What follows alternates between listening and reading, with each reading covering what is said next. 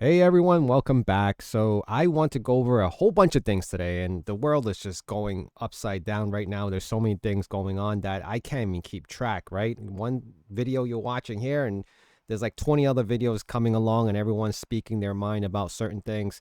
But I'm here to tell you what's going to happen in the situation with cybersecurity.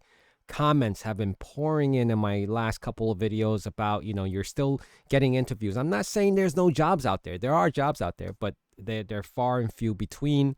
There's a lot more people on the market looking for jobs than there are jobs being filled. Okay. Now, again, remember that a lot of companies and organizations are looking for unicorn. Unless you're that unicorn and you have some experience and you have some security clearance already, you may have an opportunity to land these roles. If you don't and you're fresh and you have nothing to offer besides whatever you learned from school or your couple of certifications, may not get you that role. And a lot of you have been commenting and asking me, how are you going to get through that challenge? How do you progress on? Well, a lot of you already have seen and heard what I've said in other places, that you have to start with the foundation, which is getting into possibly even a help desk role. Unfortunately, there's no such thing as a easy ride with cybersecurity because it was a progressional skill that you had to earn. Okay. Next thing I want to point out is I have been reached out by Springboard, and because you can see the emails back in March. I ignored it and ignored it a few times. They actually reached out multiple times.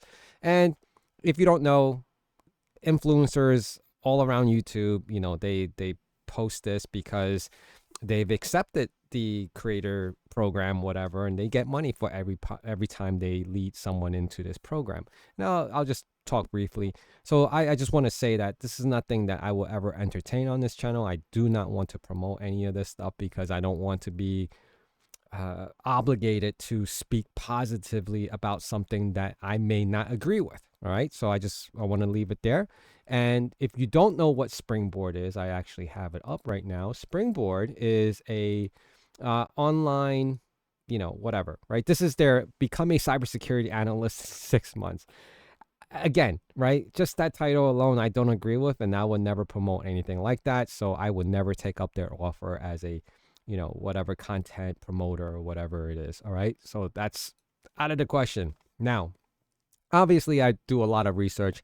I'm still looking at the market constantly, what percentage. And today I want to talk about something really specific, which is, it trickles down to cybersecurity, but IT in whole, but not just IT, but the whole industry, whole companies in general, right? And what I'm trying to say right now is this. This is a very, very very sad news, to be honest. And this all has to do with the tariffs. Of course, you hear it across entire news outlets, multimedia, any type of multimedia, and there's just so many talks about this going on right now with these tariffs, and people are just stopping. They can't buy, they can't sell, and it's just so challenging right now to even know where you stand. Like everyone's talking about a recession possibly, or the fact that we're already in a recession. Now, yeah, I'm going really deep, and it's concerning because if this is in fact happening, and because I've come from industries where there's thousands of users, a lot of things become obsolete. There are new contracts, and there's new, when I say toys, new equipment, servers, whatever it is, laptops, workstations, monitors. Those are on a constant turnaround time. So imagine if you had nowadays it's like common to have 3-4 monitors. I sit at my office and I have around 4 monitors. Okay. And what happens when those break, right? Maybe some of them will be under warranty. Great. Like the manufacturer can actually, give you that back. It'll be great that you have, $0 warranties. But what if you don't, right? And or you're starting an organization, starting a company, or you're expanding to a new office, and you have to purchase these equipment. Otherwise, how are you going to produce revenue if you don't have the equipment to work with, right? So one thing leads to another, and this is really sad right now because of the situation. PC makers just paused U.S. sales as some of this laptop, saying Trump's tariff would mean selling them at a loss. That's insane, right? Who's willing to actually do that, to sell anything at a loss? And because of all this, right, if companies are selling things at a loss, they're going to have to cut staff. And if they're cutting staff, then obviously that means more layoffs are happening. And if more layoffs are happening, chances of anyone being hired for an IT or cybersecurity role is going to be probably slim to none, which is not what you want to hear, right? You went to school, you studied all this. We're not even talking about juniors or beginners or people who haven't even gained experience yet. Well, I'm also considering the people who have been doing this for years: cybersecurity, IT security, network infrastructure, whatever it is, right? Cybersecurity architecture, all those guys, right? Everyone plays a key role in developing and progressing along and protecting the organization. But without this fundamental basis of hardware and equipment, what are you protecting, right? If you don't even have anything to protect, there's nothing there. Of course, I'm not saying every organization is just going to go down the drain, right? They still have existing equipment. They may have to run it longer. These are legacy firmwares, legacy hardware. And that's where the problem comes in, right? Because you're on legacy and they're vulnerable.